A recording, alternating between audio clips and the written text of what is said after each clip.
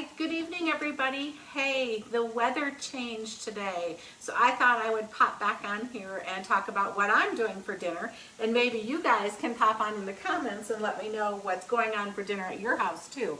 I want to make sure you can see here. I have all kinds of things going on. So welcome back to my kitchen. This is Ann McMillan, and we're doing a couple different things tonight. So some of it I already have started in the process.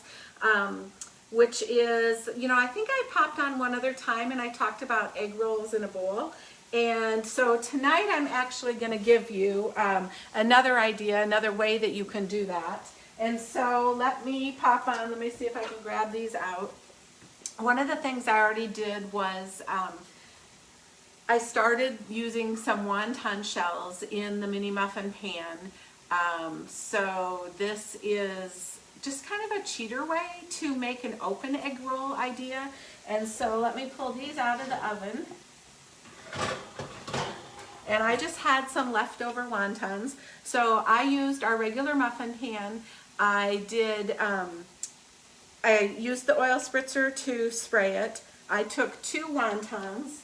And if you guys don't buy wontons, this is what I buy them in. And I took 2, I laid one straight over the top and then one 90 degrees, pushed them into the cups, spritzed them with a little bit more oil, and I baked them at 375 for about 6 or 7 minutes until they just got brown looking like this. And I'm going to set it aside, but that's going to be the base for the little wonton cups that I'm doing. And then I also have in the skillet right down here, I'm going to crumble this a little bit. This is ground pork right now. And I'm going to add some seasonings, but I want to just make sure I have it really browned before I do that. So it looks like that's got a couple more minutes to go. And I'm using the 10-inch nonstick stainless skillet to do that in. I love that. I love the way you get the cooking results on top of the stove with it. But then it absolutely just wipes out basically pretty much like a nonstick pan. So much easier than the old style of stainless. So I'm doing those. And then the other thing I'm doing though is a quick creamy turkey noodle soup. And so I have the covered Dutch oven here, which I need to get this off. As you can see, it's boiling. This is the enamel coated from the cast iron line. And you can get it in this gray pop color, or you can get it in the beautiful robin egg blue this season.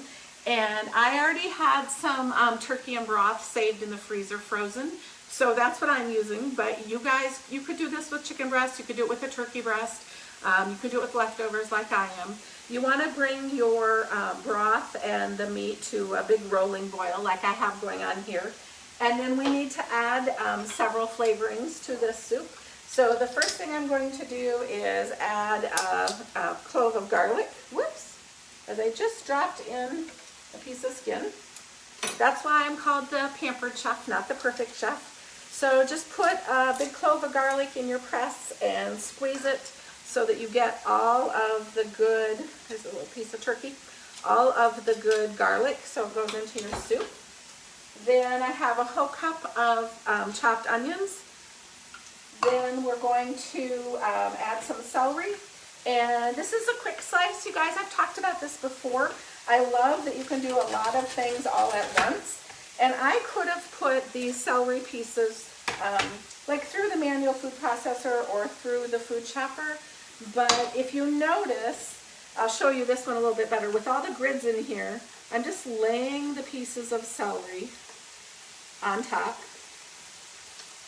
Well, good grief. I can't hold it up and do it.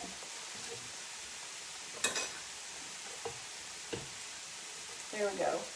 So just lay the pieces of celery on the top, and then you're going to take the blade and you're going to just do a rocking motion so that it will cut these. And what I love about this is, let me just pull off a couple and show you. This gives you this type of even cut, so that it's a little bit different texture than what you would get going through like the food chopper or the manual processor. And so we're going to pick up this one that fell down on the side and cut those quick so I can finish those and get that into the boiling soup as well. And then lastly, we're going to add some mushrooms and some carrots. So again, I'm going to do the same thing with the mushrooms. So while I'm doing this kind of repetitively, you guys, if you have this quick slice already at your house, why don't you pop in the comments and tell us what you slice most often. I put tomatoes through here a lot. I put strawberries through a lot. I put mushrooms through. But what else? What do you guys put through? And then when you're all done, the beauty of this is just throw it in the dishwasher. And then we're going to add some carrots. And again, you know, you eat with your eyes first. So I'm using the crinkle cutter because I want a shape and a texture to the carrots so that they're not all just chopped the same. And so I've already done a couple. I'll just show you. You can just use it like a rocking motion. So put it down and rock. And it will do all the even cutting for you. You can even do long carrot sticks or things like that too. This also is really fun if you guys are doing like charcuterie cheese boards. These are really fun because you can do great cheese cubes with them. And I'm just going to scoop it right into my soup. Tip over other things that need to go into the egg roll cups. So I'm going to turn that down a minute. Okay, so I have all these vegetables now in here with the broth and the meat. And so I'm going to use homemade noodles that my husband actually made for us, and we put them in the freezer because we had some extra. And so they're like the big egg noodle, and so they take quite a while to cook, and so they are actually going to go in now so that it can be done.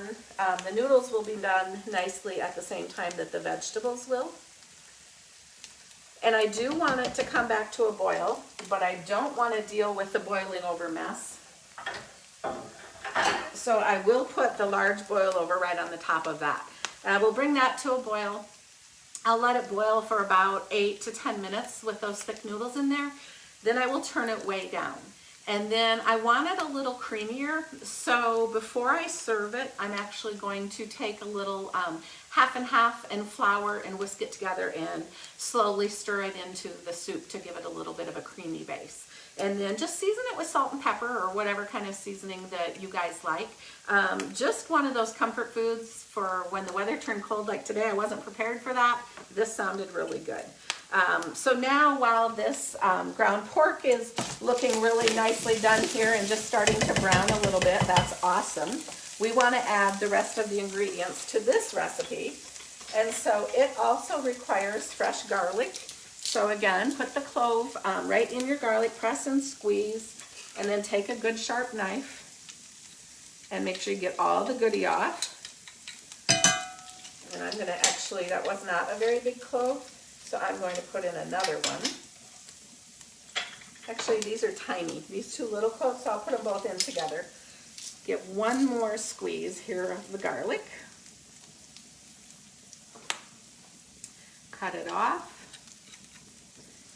Okay, then the next thing that we're going to do, I'm going to use one of the Easy Read measuring cups, which looks like this. So it has the measure marks on the side so you guys can see. I'm going to actually pour in the rest of the next batch of ingredients, be able to pour it in there. So I need a tablespoon and a half of sesame oil. So you can buy sesame oil just like this. So I'm going to pour in a tablespoon and a half because the marking tells me, and I don't have to even lift it up, which is super nice. And then I'm going to pour in 3 tablespoons of soy sauce.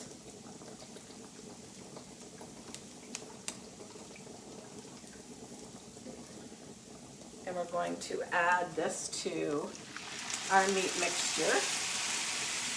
We're going to give it a good stir.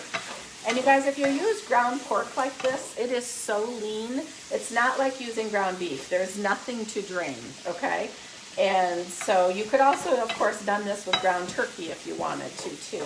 And so just get that mixed in with the ground pork and the garlic. And keep that simmering a little bit. And then we're going to add, believe it or not, we're going to add some rice wine vinegar. A full tablespoon of rice wine vinegar. And if you guys aren't buying rice wine vinegar, this is what I buy. I use this to make a lot of salad dressings too, but it's used really often in Oriental foods, and it's usually by the vinegar section. Sometimes it's by the Oriental section, depending on what grocery store that you go to. So just pick up a bottle of rice wine vinegar and stir that right in. And then the recipe calls for a 1/4 teaspoon of red pepper flakes. I'm pretty used to cooking, so I'm just going to sprinkle some over the top, but if you're worried that you might get it too spicy for your family, then you probably should measure that out, okay?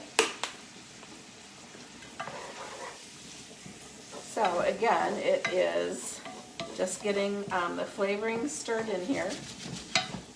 And let that cook for a couple minutes, okay? I'm going to use the mix and top one more time here and make sure I got a couple of those bigger chunks crumbled.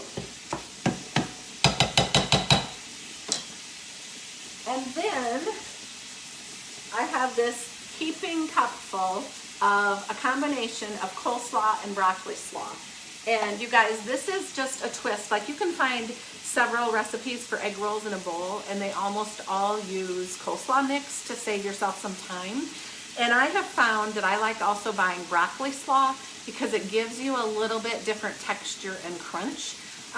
So I think that just kind of mixes it up a little bit. And so if you're not, so you can buy just the bag of coleslaw mix, but then this is what the broccoli slaw is. So if you haven't been buying this, it's broccoli, carrots, and red cabbage. So I actually blended the two ingredients. You need a heaping 2 or 3 cups of this mixture for this recipe. And so once that, all the flavorings have seasoned in there and gotten to be really hot, then go ahead and dump your couple cups of slaw mixture on the top. And give this a good stir. Hopefully you guys can still see this. Yep, I think you can. Whew, the steam's fogging up my glasses. My boil over is doing its job, as you can see. These flappers are what releases the steam, and it'll even catch the bubbles up here on the top so that it won't boil over.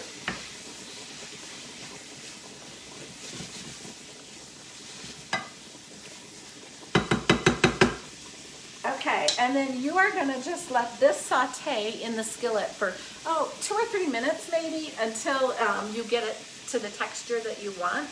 And then, let's see if I can pull one of these out. Yeah, I can. Then take a scoop of the pork sausage meat mixture, put it in your wonton cup, and they recommend that you can garnish them with some really slivered green onions or some toasted sesame seeds. Anything like that will make them really fun. And so if you've been wanting to make egg rolls, but you want to not have the mess of rolling them up in the egg roll wrappers, this kind of gives you that same idea. Or you could do this in place of just eating the egg roll in a bowl recipe. That of course has no shells. So that's kind of fun though. So that's kind of it. That gives you an idea, a couple quick things for supper. I'm just looking here to see. I think somebody said, I'm just trying to see if I can see the comments too. Somebody's making homemade pizza. Oh my gosh, Lori, that sounds awesome. Are you making your crust too? I want to know that. And then Lori, you're having heifers in a haystack. Oh my gosh, I just learned what that was this year. I think that's a real regional thing, which is really fun. So tell me what you guys are making. Put it in the comments. Somebody's having chops, Iowa chops, fried potatoes, and fresh green beans. Oh my gosh, Trisha, maybe I want to come eat at your house instead. But I just wanted to pop on, give you some ideas, share a couple of my favorites again. And it's fun to kind of hopefully inspire you in the kitchen. If you need help, have questions, want to share something, let me know. Thanks, you guys. See you soon.